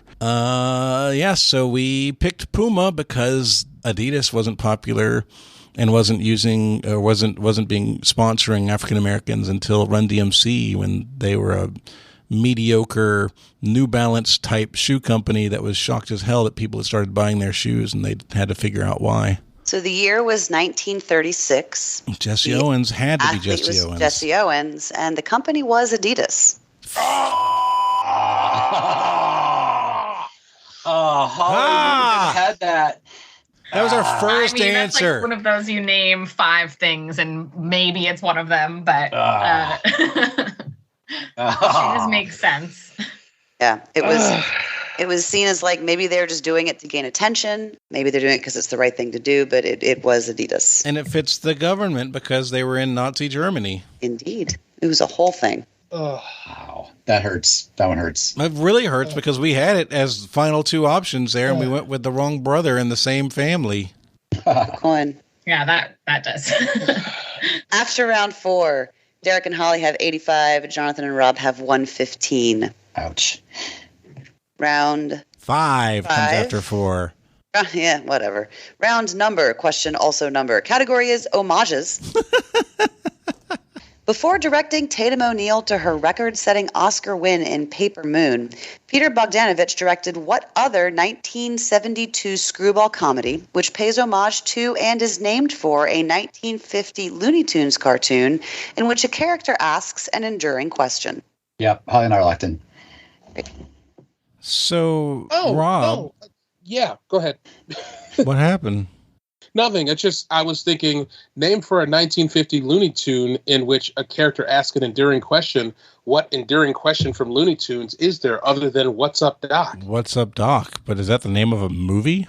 I mean, it's named for a Looney Tune, but Looney Tune is Bugs Bunny, right? And Bugs Bunny is a character that asks said enduring question. I just think like when it says name for a 1950 Looney Tune, that is just one of the comic, one of the cartoon shorts, and there is a Looney Tune cartoon short that is called "What's Up, Doc?" Okay, and then of course Bugs Bunny being the character that asks said enduring question. Okay, I'm good with it. Let's do it. Great, Derek and Holly. We also have locked in with "What's Up, Doc?" and Derek might have a better reason why, but my reason is on Sporcle. We have a movie questions quiz that is all about movies with a question mark, and I know that "What's Up, Doc?" with a question mark is on that quiz. So I've played it, and I know it's a movie from around that time, so I felt really good when Derek suggested it. And that's some good cross advertising right there. Yeah. Throwing Sporcle.com quiz gave her an answer right there. That's solid right there. Yeah, speaking of which, SporcleCon, there's going to be like $10K in prizes, $10K in charitable donations, over 50 events. Okay, that's my plug. Thank you. What's up, Doc? I was really hoping that you guys were just going to talk yourself in circles and go with diner or something. Just like, well, Porky Pig eats and he's got to go. What's up, Doc? It's Babs and Ryan O'Neal. So there's kind of the O'Neal connection there. I think it's What's up, Doc? It is What's Up, Doc, for all the reasons you just said. Nice job. Round 5, question 2, category is vocabulary.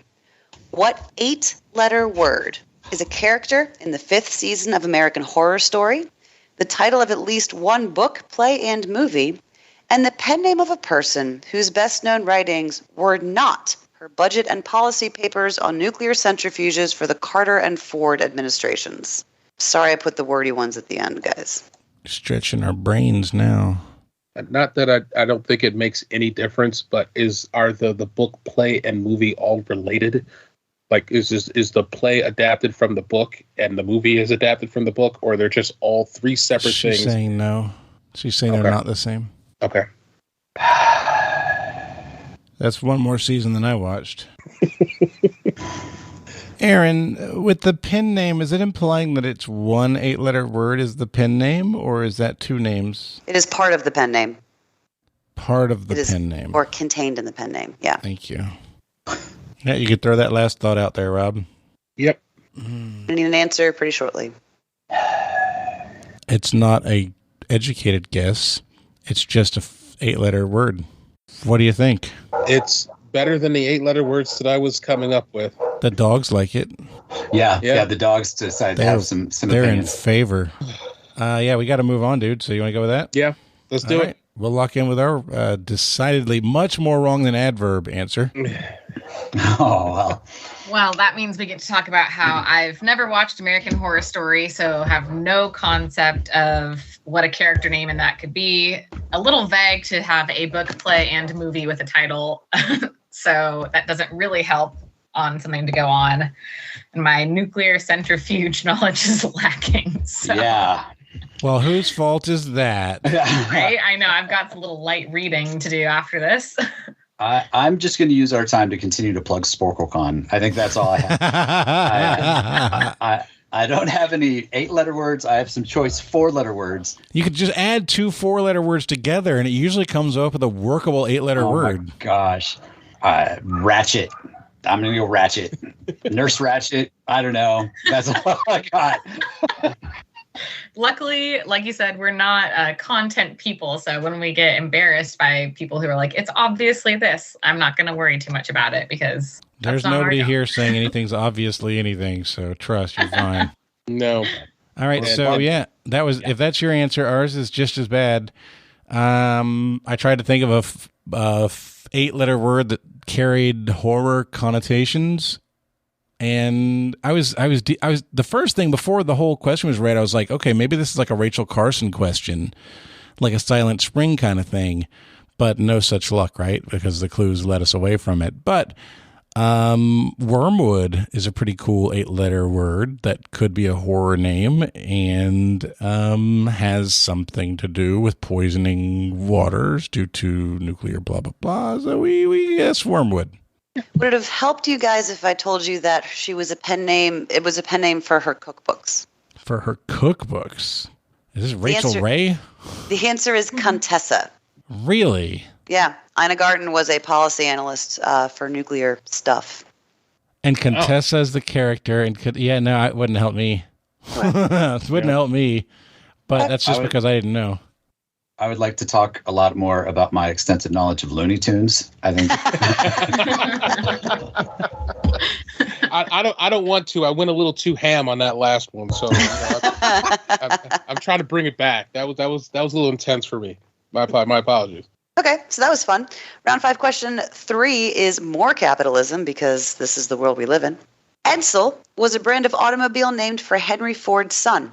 Released in 1958, it was the first brand launched by an American automaker since what other Ford brand dropped in 1939? It can trace its lineage back to the early days of the industry, but it was never the marquee brand of the company, and its mystique faded in the 90s. The final one rolled off production in 2011. Yeah, that's our answer then. We'll go ahead and lock in. Yeah. I think Rob being from Detroit has a distinct advantage in the car. Don't get it twisted. I buy foreign. That's because he knows the people making the cars up there. and plus, this is why I do diesel engines. I don't do American engines. They're good cars. I just don't know them. All right, so Holly, what do you have, Holly? Well, I think this is nothing I have any idea about. Ford cars, I can tell you, are Explorer, Model T. I have nothing from the 39 era. No, I don't know. Yeah, I'm like Lightning McQueen, Chick Hicks. These are the cars that I have. So let's break it down here for a minute. So what are the Ford brand? So we're looking for an older Ford brand, and it goes back to the early days of the industry. It was never kind of the big thing. And so like Tracer, Marquis, Mystique, I feel like these should be telling us something. Probably should be, but I can't tell you what it was. They're definitely not typos. Definitely not typos. 501 rolled off production in 2011. I feel like they're still making Ford Mustangs, but I honestly have no other guess outside of a Ford Mustang. So, Holly, what do you? I say we roll with that, and they can tell us what the right answer is because they seem pretty confident. we're looking to be educated. Yes. Rob and Jonathan, you want to educate these lovely people? I don't know if I can educate them or not because I just learned it from the question. I didn't know anything about what you were asking, but I did notice the capital words for Tracer, Marquis, and Mystique, and those all seem like brands or makes models under the Mercury make. So apparently there must be a Ford Mercury out there because Mercury Grand Marquis, Mercury Tracer, etc. are all types of cars. Mercury. Trying to get those words into a coherent sentence was one of my proudest achievements. It is Mercury. So yeah, I can't educate. I didn't know. I just saw keywords and was like, those look familiar. Yep, Mercury was a brand owned by Ford until 2011. My only other hope here was to just try and gaslight Erin, since we learned that's a thing we can do, into some other kind of answer and just very confidently state like the banana mobile and just go with it. Yes. No, I owned two Mercuries in my lifetime, a Mercury Sable and a Mercury Lynx, which was very, very interesting because it was a manual transmission station wagon. Oh boy. That was my first car, was a manual transmission station wagon. Wow. So you can drive anything is what you're saying. I mean, don't give me a John Deere or like a Bobcat. Other than that, I think I'm all right. Caterpillar. After round 5, Derek and Holly have 95. Jonathan and Rob have 135. It is still anyone's game because we're coming up on the gauntlet after round number 6. The gap is going not in our favor. Yeah. Round 6, question 1 is your obligatory hockey adjacent question. Sports. Ooh. Sort of, yeah. A hat trick is 3 goals in a hockey game. A Gordie Howe hat trick is a goal, an assist, and a fight. Gordie Howe himself received the Order of Canada, or OC, which is the second highest honor for merit in the Canadian system. What sovereign, I need the name and the ordinal, directed the Canadian Governor-General to bestow this honor upon Mr. Howe? It's actually a sneaky government question. I knew that. Okay. Let's see. Order of Canada. Okay, we're locking in. I am excited to hear your answer based on that laughter. I think that it has to come down to the definition of sovereign. And for me, sovereign, like the president of the United States is not considered a sovereign, right? Right. So we're talking about a ruler. And in Gordie Howe's lifetime, there's only ever been one ruler over Canada, and that's Queen Elizabeth II. Right. Canada rolls up under England, and so they have a prime minister who's not sovereign, and I think we have to answer Queen Elizabeth II. I think, because like it says sovereign. If it said prime minister, like I would be thinking Trudeau, just because we're getting a second bridge from Detroit into Canada, and that is being named after Gordie Howe. So it almost seemed like it would be, time appropriate that would be happening, maybe even posthumously, that they're doing that with the bridge. But it is, as you said, that we're talking sovereign, and it says ordinal. Sovereign. There's a number. Right. So Lizzie II. There we go. Derek and Holly, what did you guys say? What were you laughing about? The fact that this is the only sovereign we could think of, so it has to be Elizabeth II, right? Like, I can't think of another good option for this answer at all. So it was this, or we're going to learn something very fascinating. You are not going to learn something very fascinating because you both knew the answer. Yay! Yay. All right. That's one of those questions that I'd say is not a hard question, but it does feel like a trick question. Yeah. Yep. Let's throw you off a little. Yeah, you got to figure it out. Round 6, question 2 is in television. Televisiones. I always pause because I never know what has a thing and what doesn't. I can't keep track. Well, you just make them up as you go. Ah. I don't either. Operation Room scenes in MASH, including in its record-setting series finale, A Charlie Brown Christmas, and the second season of Sports Night, are among the growing number of television programs that lack what? MASH episodes also aired in their entirety in the United Kingdom without this thing, just like in Korea, creator Larry Gelbart remarked. What? Oh my God, I had to figure out what this is asking. What did operating room scenes in MASH not have? But not an operating room scene in Charlie Brown Christmas. Right. Okay, that's the first confusion there. Charlie, so again, in case because it might not be clear, Charlie Brown Christmas, second season of Sports Night, and operating room seasons all did not have this thing, just like in Korea. Okay, Holly and I are locked. Just to put some pressure on Jonathan and Rob. And the whole just like Korea. Yeah, and it's not. For a flash there, I thought, oh, maybe this is like outro song or intro song, but the operating room scene is very specific. And then an entirety of the Charlie Brown Christmas and the second season of Sports Night, which, first it led me to not having commercials. But, no, that's not going to be it. It's just, no. Among the growing number of programs that lack what? Growing number of television programs that lack, and you would see it in... The only reason to call it out in the operating room scenes in MASH is that maybe you would typically find it in an operating room scene. Otherwise, why call that out, right? Right. So blood was the first thing I was thinking. Yeah. But I don't know why we would expect to see blood in a Charlie Brown Christmas. I mean, I'd watch it. Way different Charlie Brown than I remember. And growing number of television programs that lack what? What? Second season of Sports. And they're so separate in just era. Yeah. Because MASH and Charlie Brown Christmas was late 70s. Sports Night was late 90s, I think. Something like that. I don't know if I hear an entirety in the UK without this thing. Without this thing, credits? No, the operating room scenes again. Damn it. About 2 minutes.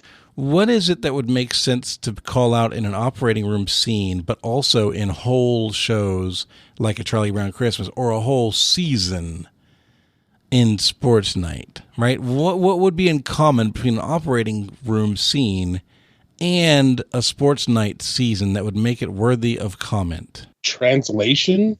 It's not dialogue. No. I'm trying to think meta because it's almost like conceptual, a laugh track. You know what? That's not a terrible thought. That is not a terrible thought because MASH definitely had a laugh track, but I wouldn't hear a laugh track in an operating room.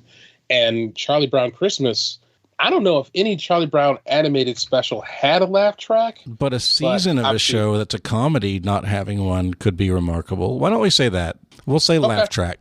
Yeah. And Derek and Holly, what'd you guys talk about? You guys suck is all I have to say. I thought we were going to make up ground here. I felt very good. And there's a degree of poker face in this. I'm like, keep going, keep talking. I'm speaking very confidently on this, and I could be 100% wrong. But Sports Night, their first season, kind of famously, the network demanded they have a laugh track because the network, ruining that show. But they conceded. But in the second season, I think Aaron Sorkin was able to get a little more clout, or maybe they came to their senses and didn't have a laugh track. It would also make sense you wouldn't have a laugh track in the operating season or the operating room. But I'm pretty sure it's laugh track simply because of the Sports Night reference. I love that show. It's predates West Wing. It's just the cast on that is just really people great. That go on things. Yeah. Quote Sports Night often in my life. We watched the first couple seasons as a family, and my kids were like, "Oh, that's why you say that." I think you and one of our previous hosts, Chris Hollister, would be good friends. I bet you guys would hit it off. So yeah, laugh track, and I'm very upset. It is laugh track, and everything you just said is true. You have my apologies. That's something that people get upset about when it happens. The Wikipedia page about laugh tracks is actually super interesting. They are divisive. And round 6, question 3 is your poem for the afternoon. A homonym all of these share This poem's namesake's general wear. Their spooky domain on Mockingbird Lane, and some French cheese the monks had to spare. This is creative, and I love it whether or not I figure it out or not. Writing them is really fun. Homonym, all of these share. Oh, okay, it has to be that. Yeah. Yeah. I don't know how the first one works, but the second and third one have to make it that. Right. I mean, hey, Meatloaf said 2 out of 3 ain't bad. I'm good with it. Hey, you got Erin, 2 shows in a row, you get a Meatloaf reference. Hey, neat. My ex loved Meatloaf. He loved Meatloaf. I don't. Are we talking about the singer or the food? Both, but the singer was a more immediate concern because we'd take road trips. I'm like, I swear to God, if I've listened to Paradise by the Dashboard Light one more time, I'm jumping out of this car. Well, yeah. It sounds like he wasn't sliding into third. I gotta go. This has been fun. All we know is that Erin will do anything for love. Yes, she won't do but that. she won't do that. No. Holly and I are locked in. Yeah. Okay, so for us, I don't know how the first part of the poem fit, but Mockingbird Lane is the Munster state on TV. It's their address. And the cheese, there's a Munster cheese. So we're going to say Munster as our answer and hope that's what you were looking for. Derek and Holly? Yep, the spooky domain for Mockingbird Lane, that led me to Munsters. And then I was like, oh, that's a cheese. That's a cheese. Great. So don't know if it's French cheese, but good enough for us. So that we went with that as well. It is French cheese. The county of Limerick is in the Irish province of Munster as well. I was like, okay, Limerick and Ireland were all I had. I didn't have Munster out of that. Yeah. And shout out to Stacey McPeak, who helped me hone in on that Mockingbird Lane thing, because this one eluded me for quite a while. Thank you, I love Stacey. that question. Yeah, that was awesome. That's a really cool format. Yeah. That honestly, I mean, you got copyrights and sales stuff, but Sporcle should look at licensing that format. I'm just saying. You can talk. Holler at me. Maybe you should talk to Mark Adams about it at SporcleCon in September on the 23rd through the 25th. Just be in DC. DC, like, that's hard for you to get to. So, no joke, I didn't know that was happening, but I have put it on my calendar. So, There I you don't know if I'm go. going to, compete, but I love DC. I haven't been in a while, so I will make the trip. There you go, Mark. We got 1 ticket sold. I didn't say that. I said I will go to DC. Just got a mooch. All right, so what's the score after the 6th round? After the 6th round, Derek and Holly have 125. Jonathan and Rob have 165. But that is okay because it's time to play the gauntlet. And your gauntlet category is Michelin star restaurants. All right. I'm with you, Rob. Let's do that. Yep. Our wagers locked in. Our wagers are locked in. And now I will ask some questions. Question number 1. Gordon Ramsay's restaurants have earned him a total of 16 Michelin stars, and they currently hold 7. He got his start in what 1998 British miniseries documentary, which followed him as he opened his flagship restaurant and whose name references his famous temper? Your answer's funnier than mine, but mine seems like it could actually be right if it's not awful. That's fair. We can do that. All right. Let's lock in with mine. Our first answer's locked in? Our answer is locked in. Question 2. The capital of the Yukon Territory shares its name with the song on Taylor Swift's Grammy Award-winning album Fearless and a Michelin star restaurant in the United Kingdom. What is it? Mm-hmm. Oh, my God. I mean, we definitely go with the first thought, though. That seems like such an awkward name for the other two things. Holly, it's in my head, Holly. Wait. What about this? Does that sound like a capital of the Yukon Territory? Because it definitely sounds like something Taylor Swift might sing. Yeah. That definitely sounds like something she would sing. Let's go with that. Actually, I like it more than the first one. So yeah, let's lock in with that one. Yeah, I know the first one is one of the territory capitals. I think this is too. And I think it's Yukon. So that's a good bet. We'll lock in. I know this and Red are the 2 albums I can name songs off of. Naming a few songs and picking which one sounds the most like a capital. So yeah, our answer is locked in. Red. All right, good job. Who imagined that Shake It Off would be the capital of Yukon Territory? I mean, of all the surprises in today's episode. Question 3.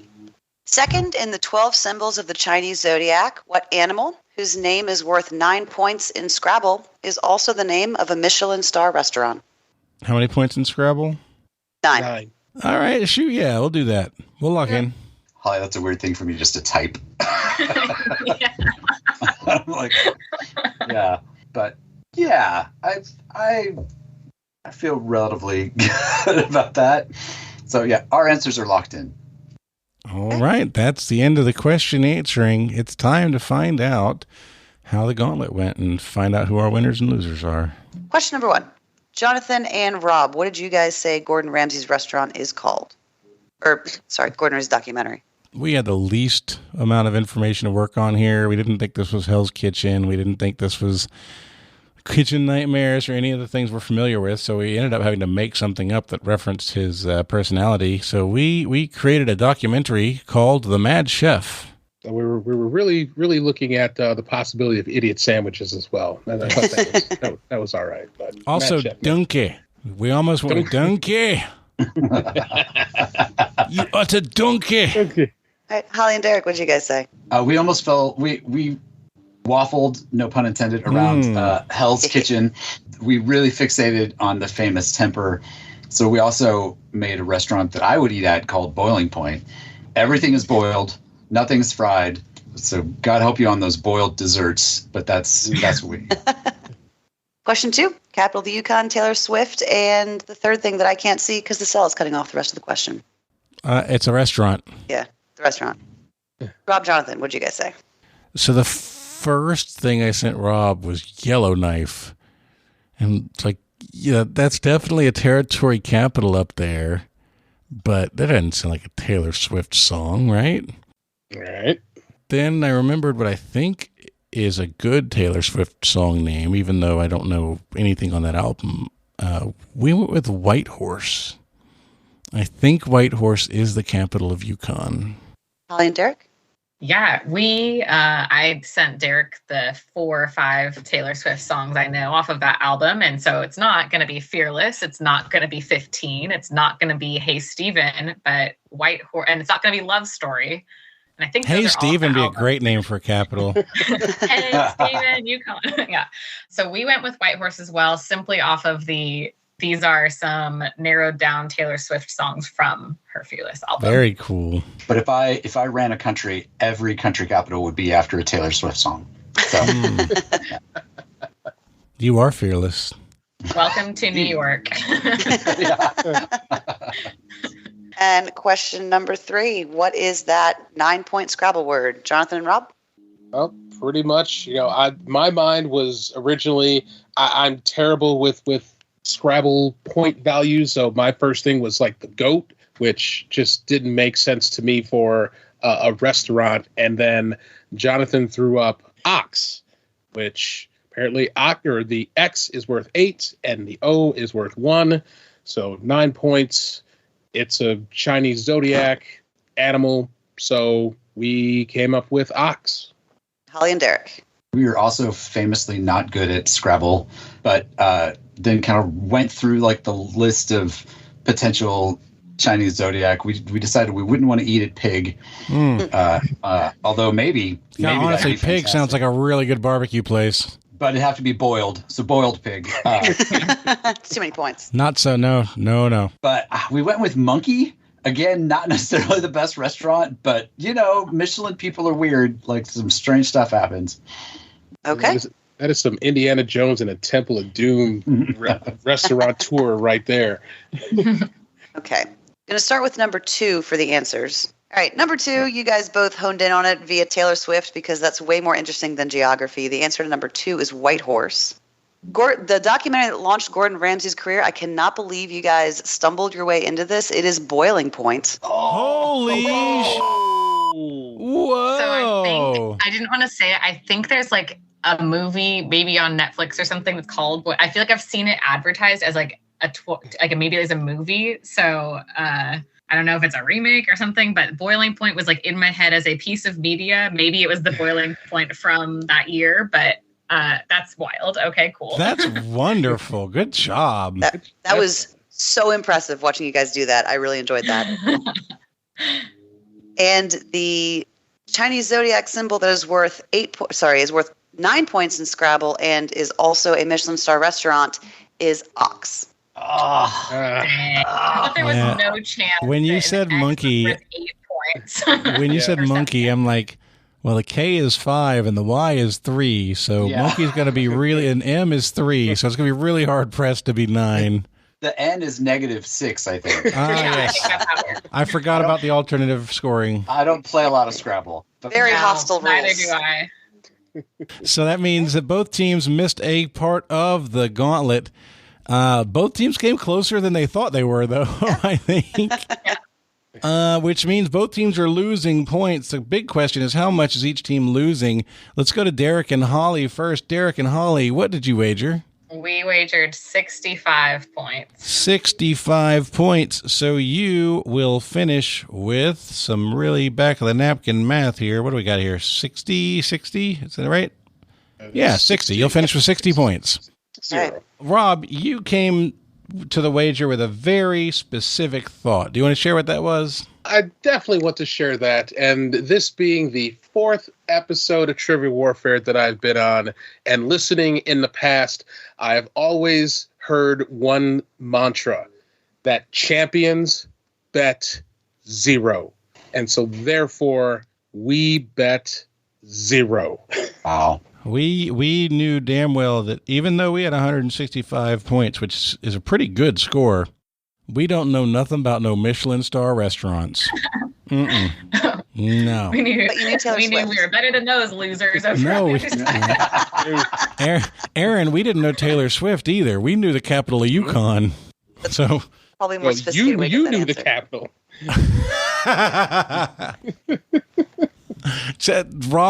Rob's contribution to the Taylor Swift side of that was, I don't even play Taylor Swift at my games. Oh, jeez, bro. Oh, you gotta make it hard. You gotta make it uncomfortable. We are never getting back together. That's okay, Derek. Shake it off. We'll be all right.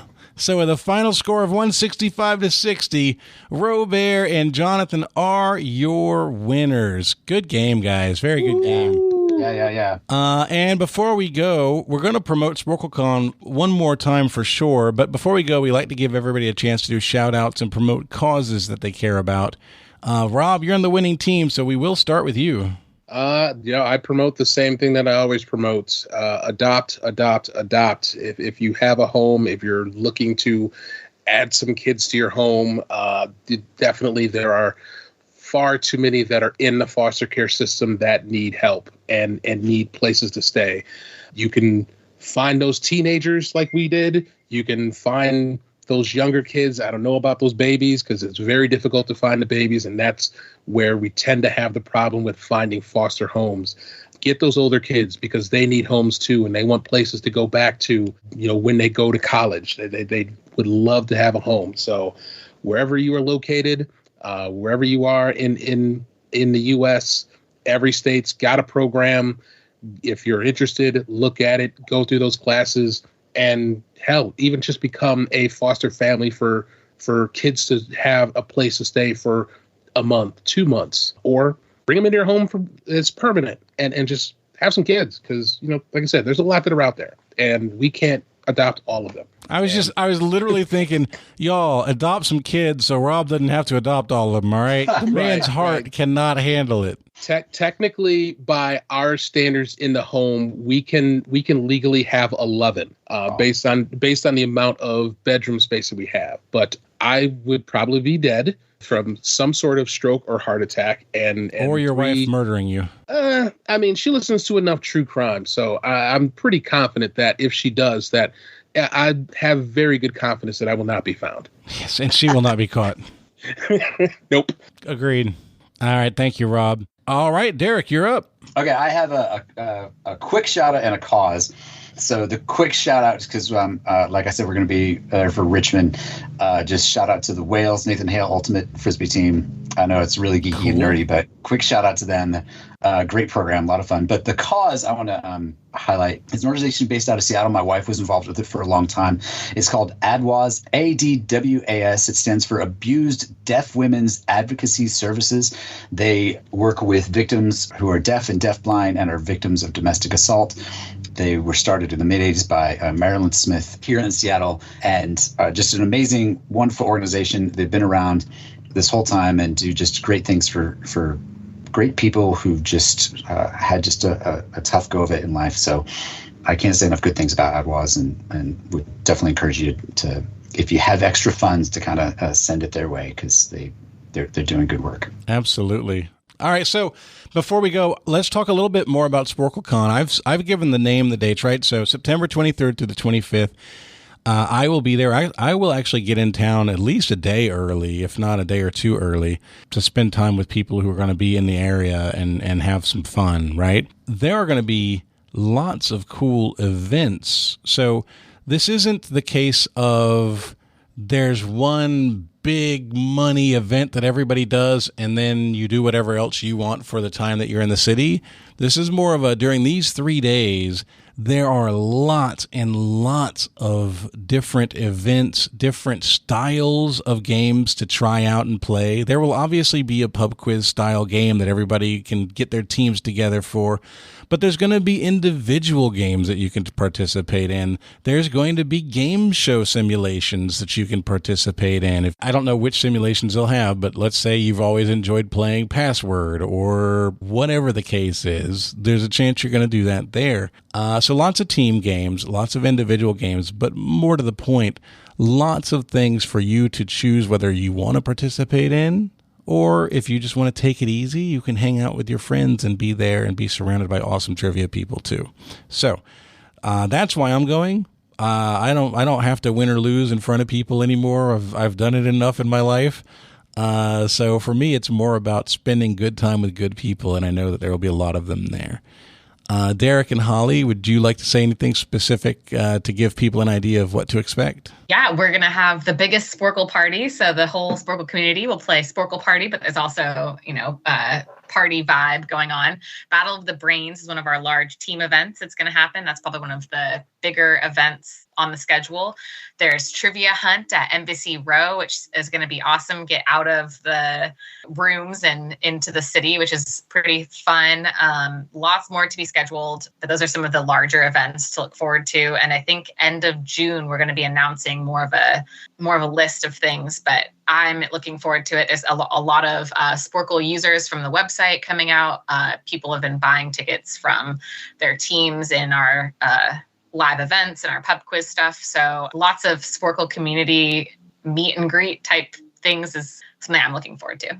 Yeah, Jonathan, you touched on this earlier, and it's just really great when people can kind of come together.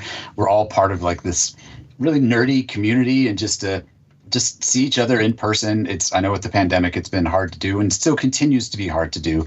But I think I'm really looking forward to just breaking bread with people who just are all in on trivia and sharing knowledge and making knowledge fun. So I think that's, in addition to all the cool events and getting to meet everybody, I'm really looking forward to just coming together as a group. Absolutely. It's going to be a great time. And the website is SporcleCon.com, SporcleCon.com. All right, guys. Well, that is going to wrap us up. Oh, no. Wait. Holly, we skipped you to go to Derek, and we never came back to you. I apologize. I want to make sure you get your chance to do a shout out or promote a cause that you care about. Sure. I'm going to shout out my son, who has kept me from going to any live trivia events since he's been born. So I'll attribute my great performance today to my lovely son. And what's his name? His name's Evan, and he's not yet 2. So, but someday Evan will probably hear this. So yes, Evan, you got a cool mom. I stayed home and skipped trivia for you. There you go. All right, well, that is going to wrap us up. So for Rob, for Holly, for Derek, for Evan, and for SporcleCon, and Erin, my name is Jonathan. This has been episode number 380 of Trivial Warfare, where it's not just trivia, it's war. Bye, everybody. Thanks for listening to Trivial Warfare. Be sure to check out the revamped TrivialWarfare.com as your one-stop shop to submit questions, join the community, and get access to over 150 archived episodes. Warm It Up was written and performed by Matthew Stevens. This episode was edited and produced by me, Joel Sharpton. For help with your podcast, visit ProPodcastingServices.com.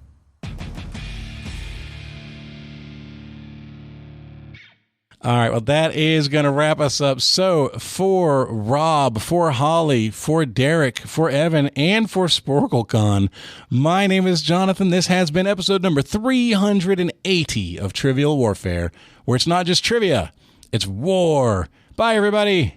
Bye. You just call me Evan. Yeah, He did. He totally did. You said Evan for Holly, but you missed Erin.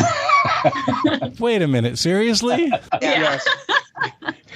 Because you said Evan, and then both Erin and I just kind of had the look. I was like, well, that's nice. You shouted out Holly's y'all, it's been a long day. I started this at 10 a.m. Oh, all right. So let me do that again. Apologies. You know what? No, I'm going to do it the half-ass way because that honestly speaks to the show, I think. No. Joel, you absolutely have to edit this in. And Erin, there we go. That's all I had to do. Joel can make that work. Let's go get in there. Nice. Some people attributed it to what famous author whose 1912 novel The Lost World contains lines like, "If you are clever and you know your business, you can have the end of the question cut off." Fuck. Joel, if that doesn't make it into an outtake, you're not doing your job right. I'm just saying. Hans Zimmer, I believe, did the music for Aladdin, the Disney movie, because when they added the song to it, the song for Jasmine in the live version, they brought in Pasek and what's the other guy's name? The ones who did Dear Evan Hansen and The Greatest Showman, Pasek and Paul. They brought them in to work with Zimmer to add that song for Jasmine in the new Aladdin movie. So I bet I wouldn't be surprised if we won a Grammy for Aladdin because it was really great music. So it was actually Alan Menken that did Aladdin. Why am I thinking Menken? I'm getting Zimmer and Menken mixed up now. That is interesting. And I only know that because Jesus when we Christ. did Little Shop of Horrors, everyone was like, "Why does this sound just like Aladdin?" I'm like, "Because it's the same." It's fine. Okay, well, I'm going to either edit that or let myself sound like a doofus. One way or another, it's good. You left Massachusetts in, so I feel like you owe me this. Do you not see how often I sound like a doofus on my own show? I don't owe anybody anything. All right. Before you go, there's like a whole bunch of dogs in a fight or something? It's my dogs. I think we probably got a package delivered, so they're just freaking out upstairs. Does that die down after a little bit? It will die down. I can go up and yell at them if you want. No, I mean, yelling at them probably just work them all up again, so they'll settle down, I guess. Now he's outside the window, though. Yeah. Here, give me a second. They're still going, but they will die down. Let's just roll with it.